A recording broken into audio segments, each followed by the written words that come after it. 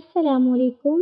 میری بیٹی حسنہ 16 سال کی عمر میں ہی حسن کے بے مثال مورت بن چکی تھی۔ کبھی کبھی مجھے اس کے حسن سے خوف آتا۔ ایک رات اچانک آدھی رات کو میری بیٹی کے دل دہلانے والی چیخوں سے میری آنکھ کھلی تو یہ دیکھ کر میرے قدموں تلے زمین نکل گئی کہ میری بیٹی کے ساتھ تو میرے ہی شوہر نے آدھی رات کو گھر میری بیٹی کی دل دہلا دینے والی چیخوں سے گونج اٹھا تھا۔ میں جو گرمی کی وجہ سے کھڑکی دروازے کھول کر سو رہی تھی، اپنی بیٹی کی آواز پر بیٹھی تھی۔ اس کی چیخیں ساتویں آسمان پر تھی۔ میں نے جلدی سے اپنے شوہر کو آواز دینا چاہی، لیکن وہ اپنے بستر پر موجود نہیں تھے۔ میں خود ہی دوڑتی ہوئی اپنی بیٹی کے کمرے میں پہنچی اور یہ دیکھ کر میرا سانس اٹک گیا کہ میری بیٹی تو میرے شوہر کے ہاتھوں ہی برباد ہو چکی تھی۔ میری 16 سال جوان بیٹی کی بربادی کے پیچھے کوئی اور نہیں بلکہ اس کا اپنا باپ تھا، جس نے نہ جانے اس سے کس بات کا بدلہ لیا تھا۔ کمرے کے اندر کے منظر نے میری قوت گویائی طلب کر دی تھی۔ میرا شوہر میری بیٹی کے بستر کے پاس کھڑا تھا اور میری بیٹی منہ چھپائے بلک رہی تھی، اور جب میں اپنی بیٹی کے قریب گئی تو میری آہٹ پر اس نے سر اٹھایا اور اس کے بعد میرے قدموں تلے زمین نہ رہی۔ قصہ مختصر یوں تھا کہ میری شادی جب ارسلان احمد سے ہوئی تو ہم دونوں ہی بہت خوش تھے۔ میں ارسلان کی پہلی محبت تھی اور ان کی دعاؤں کی بدولت ان کی زندگی میں شامل ہو گئی تھی، لیکن قسمت کی ستم ظریفی یہ ہوئی تھی کہ ہم دونوں ماں باپ بننے سے محروم رہ گئے۔ بہت علاج کرانے کے بعد ڈاکٹر نے یہی جواب دیا کہ میں ماں نہیں بن سکتی۔ ارسلان نے ہر دم میری حوصلہ افزائی کی اور کبھی میری امیدوں کو ٹوٹنے نہیں دیا۔ ایسی کون سی درگاہ یا مزار تھا جہاں میں نہ گئی ہوں۔ میں نے ہر جگہ جا کر منت مانگی۔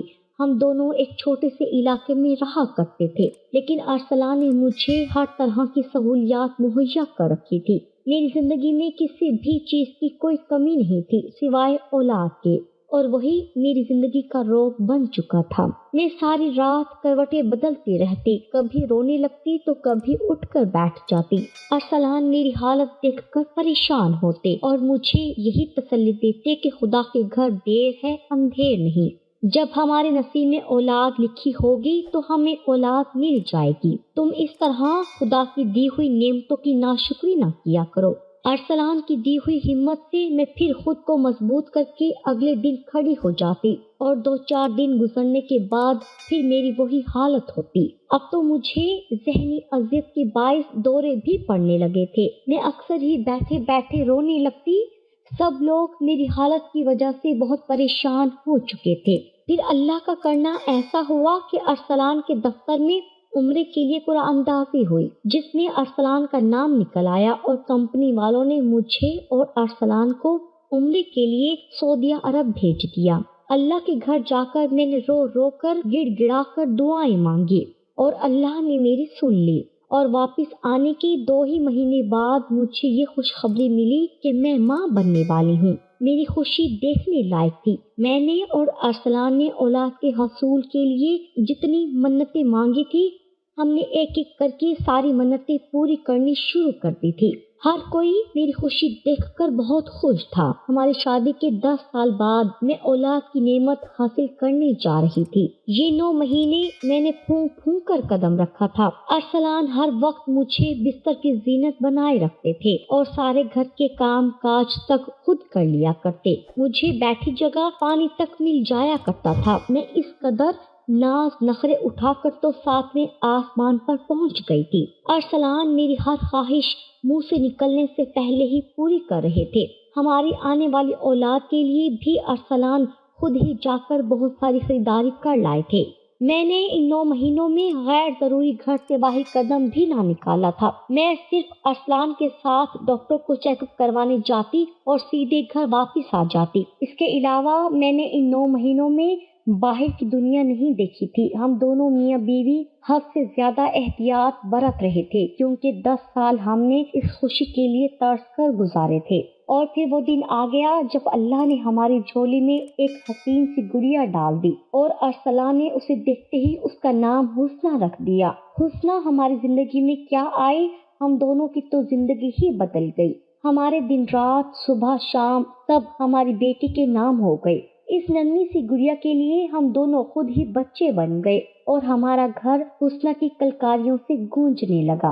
हुस्ना तो वाकई हुस्न की मूरत थी, गोरी चिट्टी गोल मटोल, और ना जाने उसकी नीली आंखें किस पर गई थी। हम दोनों मियाँ बीवी भी उसे देखते तो हैरान रह जाते कि हम दोनों की आंखें तो भूरी थी, लेकिन हुस्ना की आंखें समंदर जैसी नीली और शफाफ थी। हम दोनों की खूब तवज्जो पाने के बाद तो वो दिन ब दिन और निखरती जा रही थी। दिन तेजी से गुजर रहे थे और महीने सालों में तब्दील होने लगे थे। हुस्ना ने आहिस्ता आहिस्ता जवानी की दहलीज पर कदम रखा तो उसका कयामत खेज सरापा सबकी आंखों को खेरा करने लगा। वो सिर्फ 13 साल की थी कि जब ही से उसके लिए रिश्ते आने शुरू हो गए। उसका कद काठ बहुत अच्छा था और उसकी खूबसूरती के चर्चे तो चारसू होने लगे थे। मैं खुद अक्सर उसका हुस्न देखकर खौफ में मुब्तला हो जाती, क्योंकि जमाना बहुत खराब हो चुका था और मुझे अपनी इकलौती बेटी की फिक्र सताने लगती। आजकल टीवी पर ऐसी ऐसी खबरें देखने को मिलती थी कि मैं दम बखुद रह जाती। आजकल तो छोटी छोटी मासूम बच्चियां भी दरिंदों से महफूज नहीं थी। फिर मेरी हुस्ना तो 13 साल की हो चुकी थी और वो 13 साल की उम्र में कोई 16-17 साल की लड़की मालूम होती थी। एक दिन हुस्ना स्कूल से वापस आई तो बिलक बिलक कर रोने लगी। मेरे बहुत पूछने पर भी उसने मुझे कुछ न बताया, लेकिन शाम को जब अरसलान घर आए तो उनके गले लग कर रोने लगी और उसने अरसलान को बताया कि रास्ते में कुछ लड़के उसे परेशान कर रहे हैं, उसे देखकर बेहुदा फिक्रे करते हैं और तरह तरह की बातें करते हैं। हुस्ना एक 13 साल की बच्ची थी और इन सब बातों की वजह से उसके जहन पर बहुत बुरा असर पड़ रहा था। अरसलान ने पहले तो उसे तसल्ली दी और फिर प्यार मोहब्बत से खाना खिलाकर सुला दिया, लेकिन खुद वो सारी रात जागते रहे। अगले दिन वो हुस्ना को स्कूल से वापसी लेने के लिए भी खुद गए और जब हुस्ना ने कुछ लड़कों की तरफ इशारा करके बताया कि यही वही लड़के थे तो अरसलान ने अचानक ही उन पर हमला कर दिया और इस कदर तशद्दुद किया कि वो लड़के मरने की हालत के करीब पहुंच गए। और जब ये बात पुलिस में पहुंची तो पुलिस अरसलान को उठा कर ले गई। मैं अरसलान की इस हरकत से बहुत खौफजदा हो गई थी। बहुत मुश्किल से हमने उनकी जमानत करवाई थी और मामले को खत्म करवाया था, लेकिन हुस्ना को लेकर उनका रवैया बहुत गैर मामूली हो गया था। मामूली मामूली बातों पर वो दूसरों को मारने पीटने लग जाते। कोई हुस्ना की तरफ नजर उठाकर भी देखता तो उनका बस नहीं चलता कि वो उसको आग लगा दे। हुस्ना का तो स्कूल आना जाना भी बहुत मुश्किल हो चुका था। अरसलान उसे लेने के लिए भी खुद जाते और छोड़ने के लिए भी। उन्होंने दफ्तर से न जाने किस तरह वक्त निकाल लिया था, जो दोपहर के वक्त भी दफ्तर से निकल आते थे। अब तो हुस्ना भी इस पहरेदारी से परेशान होने लगी थी। अक्सर वो मुझे कहती कि अम्मी, मेरी दोस्तें मेरा मजाक उड़ाया करती हैं कि तुम इतनी बड़ी हो गई हो और तुम्हारा घर भी स्कूल के इतने नजदीक है, फिर भी तुम्हारे अब्बू तुम्हें लेने और छोड़ने आते हैं। मैंने बहुत दफा अरसलान को समझाया कि आप इतनी फिक्र ना किया करें, हुस्ना को लाने ले जाने की जिम्मेदारी मैं उठा लूंगी, लेकिन अरसलान को तो हुस्ना के मामले पर जैसे मुझ पर भी कोई भरोसा ना था। एक दिन जब अरसलान दफ्तर से घर आए तो हुस्ना मेरी बहन के बेटे उफक के साथ बैठी बातें कर रही थी। ये देखकर अचानक ही अरसलान गुस्से में आ गए और मेरे भांजे उफक से कहने लगे कि अब भी और इसी वक्त अपने घर चले जाओ। वो बेचारा शर्मिंदगी से उठा अपने घर चला गया और मैं परेशान नजरों से अरसलान को देखने लगी। हुस्ना भी अपने बाप के रवैये से खौफजदा हो गई थी। अरसलान मुझ पर चीखने लगे कि बेटी जवान हो रही है और तुम घर में अपने भांजों को बुला लेती हो, तुम्हें शर्म आनी चाहिए। मैं हैरान थी कि अरसलान को आखिर क्या हो गया है। उफक कोई गैर तो नहीं था और वो हुस्ना के साथ मेरे सामने ही बैठकर बातें कर रहा था। वो दोनों एक ही जमात के तालिबे इल्म थे और आने वाले इम्तिहानों के बारे में एक दूसरे से बात कर रहे थे, लेकिन रात गए तक अरसलान ने सारा घर सर पर उठाए रखा। आखिरकार मैंने अरसलान को यकीन दिलाया कि अब मैं घर में किसी को नहीं बुलाऊंगी। ये सुनकर वो कुछ मुतमईन से हो गई। हुस्ना तो उनके रवैये से बहुत खाइफ हो गई थी। वो अब 15 साल की हो रही थी और उसे अच्छे बुरे की समझ आने लगी थी। وہ اپنے باپ کے رویے سے چڑنے لگی تھی۔ وہ جوانی کے اس دور میں تھی جب لڑکیاں شوق و چنچل ہوا کرتی ہیں، تتلیوں کی طرح اٹھتی ہیں، لیکن ارسلان نے اس پر اس قدر بے جا پابندیاں عائد کر دی تھی کہ ہم دونوں کی موجودگی میں اس کا دم گھٹنے لگتا تھا۔ وہ خود کو قید محسوس کرتی تھی اور اب وہ اس قید سے آزادی چاہتی تھی۔ سردیوں کی دوپہر تھی، حسنہ نہا کر نکلی تو اس کے لمبے لمبے بال گیلے ہو رہے تھے۔ اس نے مجھ سے پوچھا کہ امی، میں چھت پر جا کر اپنے بال سکھا لوں اور تھوڑی سی دھوپ بھی سینک لوں؟ تو میں نے اسے فوراً ہی اجازت دے دی۔ مجھے کیا پتا تھا کہ میری اس اجازت کی وجہ سے میرے گھر میں طوفان آ جائے گا۔ حسنہ چھت پر جا کر کھڑی ہوئی تو وہاں سے گلی کا نکڑ نظر آیا کرتا تھا جہاں کچھ اوباش لڑکے کھڑے ہوتے تھے، لیکن حسنہ نے نہیں دیکھا کہ وہ اسے دیکھ رہے ہیں اور اس کی طرف اشارہ بھی کر رہے ہیں۔ اتنے میں ارسلان کسی کام سے اچانک دفتر سے واپس آ گئے تو انہوں نے یہ سارا منظر خود اپنی آنکھوں سے دیکھ لیا۔ وہ نہایت غصے میں گھر میں داخل ہوئے اور مجھ سے پوچھنے لگے کہ حسنہ کہاں ہے؟ میں نے کہا کہ وہ چھت پر دھوپ سینکنے گئی ہے، تو ارسلان نے میرے چہرے پر ایک زوردار تمانچہ رسید کر دیا اور کہنے لگے کہ تم اس قدر بے خبری عورت ہو کہ تمہیں یہی نہیں معلوم کہ جوان بیٹی چھت پر کیا کر رہی ہے۔ یہ سن کر میری جان نکل گئی کہ ارسلان کیا کہہ رہے ہیں۔ ان کی آوازیں سن کر حسنہ بھی نیچے چلی آئی تو انہوں نے حسنہ کے چہرے پر بھی ایک تھپڑ رسید کر دیا۔ وہ بیٹی جو آج تک ان سے نخرے اٹھوایا کرتی تھی، جس سے وہ بہت محبت سے پیش آتے تھے، آج انہوں نے جب اسی بیٹی کے چہرے پر تھپڑ مارا تو وہ بری طرح باغی ہو گئی اور اس نے خود کو کمرے میں بند کر لیا۔ میں نے ارسلان کو سمجھانے کی کوشش کی لیکن وہ تو کچھ بھی سننے کو تیار ہی نہ تھے۔ دن بہت سست رفتاری سے گزر رہے تھے، گھر کا ماحول بہت خراب ہو چکا تھا۔ ارسلان ہر وقت کھوئے کھوئے سے فکر میں ڈوبے رہتے تھے، حسنہ ہر وقت اپنے کمرے میں بند رہتی اور مجھے تو سمجھ میں نہ آتا تھا کہ میں کیا کروں۔ جس اولاد کو پالنے کے لیے ہم دونوں میاں بیوی نے ڈھیروں منت مانگی تھی، آج جب وہ ہمارے آنگن کی رونق بنی ہوئی تھی تو ہم نے اس سے زندگی کے سارے رنگ ہی چھین لیے تھے۔ ارسلان کے رویے کی وجہ سے میں نے اس کا اسکول آنا جانا بھی بند کروا دیا تھا۔ نہ جانے وہ کب کیش میں آ کر کس کو قتل کر ڈالتے۔ مجھے تو اب ان کی ذہنی حالت بھی ٹھیک نہیں لگتی تھی۔ جتنا وقت وہ گھر پر ہوتے تو کبھی موبائل پر خبریں سنتے تو کبھی ٹی وی پر خبریں چلا لیتے۔ ہر خبر نامے میں ایک دل دہلا دینے والی خبر ہوتی اور اس کے بعد ان کا رویہ پہلے سے زیادہ خراب ہو جاتا۔ حسنہ گھر میں رہ رہ کر مزید گلابی ہوتی جا رہی تھی، اس کا حسن نکھرتا جا رہا تھا، وہ کسی گلاب کی کلی کی مانند کھل رہی تھی۔ اس کی معصوم سی آنکھیں کسی کو بھی اپنے سحر میں جکڑ سکتی تھی۔ عید کے دن قریب آ رہے تھے اور ہمیں حسنہ کے لیے عید کے کپڑے خریدنے تھے۔ ارسلان نے مجھے کہا کہ بازار چلو، حسنہ کے لیے کپڑے لیں گے۔ میں نے فوراً ہی حسنہ کو آواز دے کر کہا کہ بیٹی تیار ہو جاؤ، ابو عید کی خریداری کے لیے لے کر جا رہے ہیں۔ یہ سن کر حسنہ کی خوشی دیکھنے کے لائق ہو گئی۔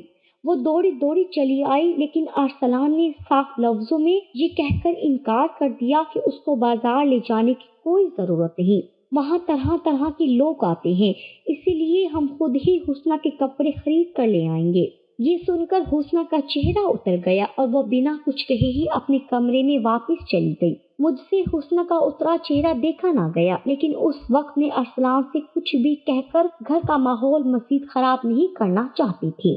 ہم دونوں میاں بیوی گھر سے باہر تالا ڈال کر خریداری کے لیے چلے گئے اور حسنہ گھر میں اکیلی ہی رہ گئی۔ مجھے سارا وقت حسنہ کا ہی خیال آتا رہا اور ارسلان بھی یہی کہتے رہے کہ جلدی جلدی سب خرید لو، حسنہ گھر پر اکیلی ہے۔ جب ہم دونوں میاں بیوی واپس آئے تو ہم نے دیکھا کہ حسنہ اپنے کمرے کی کھڑکی پر کھڑی کسی لڑکے سے باتوں میں مصروف تھی۔ حسنہ کے کمرے کی کھڑکی گلی میں کھلتی تھی۔ ہم دونوں کو دیکھ کر وہ لڑکا ایسا فرار ہوا کہ ارسلان اسے آوازیں دیتے ہی رہ گئے، لیکن وہ ہاتھ نہ آیا۔ ہم دونوں میاں بیوی تالا کھول کر اندر آئے تو ارسلان کا غصہ ایک دفعہ پھر ساتویں آسمان پر پہنچ چکا تھا۔ میری تو اپنی جان نکل رہی تھی کیونکہ میں جانتی تھی کہ اب ارسلان حسنہ کو اتنی آسانی سے نہیں بخشیں گے۔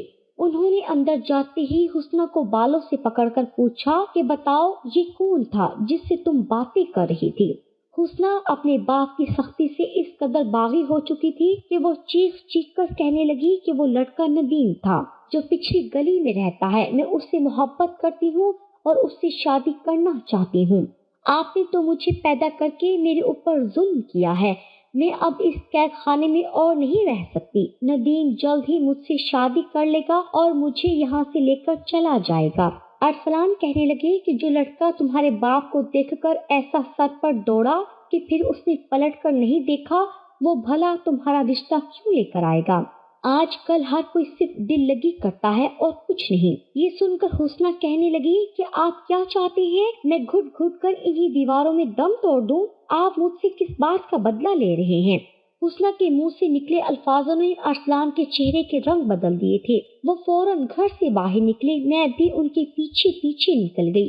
نہ جانے اب وہ کہاں جا رہے تھے۔ تھوڑی دیر بعد وہ پچھلی گلی میں پہنچ کر اس لڑکی کے گھر کو ڈھونڈنے لگے اور کچھ لوگوں سے پتہ کرنے پر ندیم کا گھر مل بھی گیا اور وہاں جا کر انہوں نے خوب ہنگامہ ڈالا اور کہا کہ اگر ندیم حسنہ سے محبت کرتا ہے تو رشتہ لے کر آئے۔ یہ سن کر ندیم کے گھر والوں نے ہمیں ہی برا بھلا کہا اور حسنہ کے کردار کو داغدار کرنے میں کوئی کسر نہ چھوڑی۔ حسنہ پر طرح طرح کے الزامات لگائے کہ وہ سارا دن کھڑکی میں کھڑی رہ کر خود ہی لڑکوں کو گمراہ کرتی ہے اور اب جب کوئی اس کے قابو نہیں آیا تو وہ ندیم کے پیچھے پڑ گئی ہے۔ یہ سنتے ہی ارسلان پھر مار پیٹ پر اتر آئے اور ایک دفعہ پھر ندیم کے گھر والوں نے ہمیں دھکے دے کر اور برا بھلا کہہ کر اپنے گھر سے نکال دیا۔ میں نے بہت مشکل سے ارسلان کو سمجھایا کہ خاموشی سے واپس گھر چلے کیونکہ اس طرح تو بدنامی ہماری حسنہ کی ہی ہوگی، اور ارسلان بھوجل قدموں سے میرے سہارے گھر واپس آ گئے۔ کمرے میں بیٹھ کر وہ کافی دیر تک بے آواز روتے رہے۔ وہ دن ہمارے گھر کے در و دیوار پر بہت بھاری تھا۔ حسنہ کے رویے نے ارسلان کو توڑ کر رکھ دیا تھا اور ارسلان کے رویے نے حسنہ کو باغی بنا دیا تھا۔ شام ڈھلے ارسلان خوشی سے گھر سے نکل گئے تھے۔ مجھے پتہ بھی نہیں چلا تھا کہ وہ کب گئے تھے۔ میں حسنہ کو کھانا کھلانے کی ناکام کوشش کر رہی تھی، لیکن حسنہ بھی ضد پکڑ کر بیٹھی تھی کہ اب اسے کچھ نہیں کھانا۔ میں نے اسے لاکھ سمجھانے کی کوشش کی کہ ارسلان اس سے بہت محبت کرتے ہیں، لیکن حسنہ کو تو جیسے اپنے باپ سے نفرت ہی ہو گئی تھی۔ ارسلان دیر رات گئے گھر واپس آئے تھے۔ انہوں نے کھانا بھی نہیں کھایا تھا اور خاموشی سے سونے کے لیے لیٹ گئے تھے۔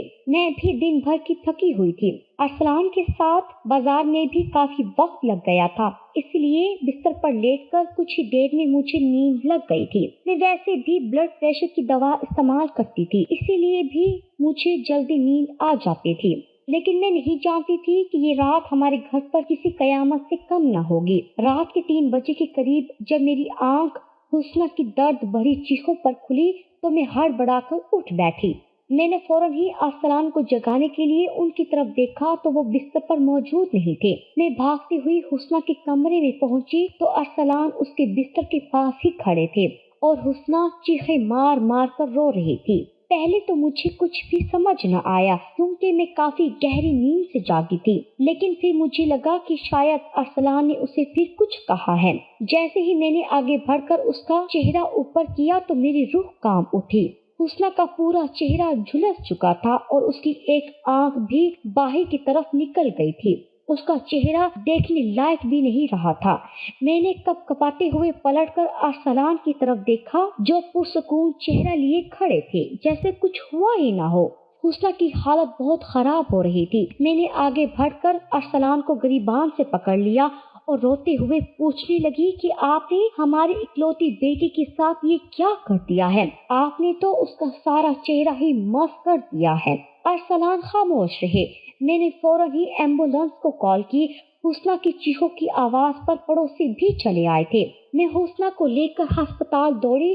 ڈاکٹر نے بتایا کہ اس کا چہرہ بری طرح جھلس چکا ہے اور اب یہ پہلے کی طرح نہیں ہو سکتا، لیکن بہت محنت اور کوشش کے بعد کچھ بہتر ضرور ہو سکتا ہے۔ یہ سن کر تو میرے ہوش اڑ گئے تھے کہ میری وہ بیٹی جو ابھی صرف 16 سال کی ہوئی تھی اور جس کا حسن سارے زمانے میں مشہور تھا، وہ اب دیکھنے کے لائق بھی نہ رہی تھی۔ ارسلان نے خود اپنے ہاتھوں ہی اپنی بیٹی کے حسن کو تباہ و برباد کر دیا تھا اور اس کی آنے والی زندگی کو مشکل ترین بنا دیا تھا۔ پولیس والوں تک یہ اطلاع پہنچ چکی تھی اور پولیس نے ارسلان کو تیزاب پھینکنے کے جرم میں جیل میں ڈال دیا تھا۔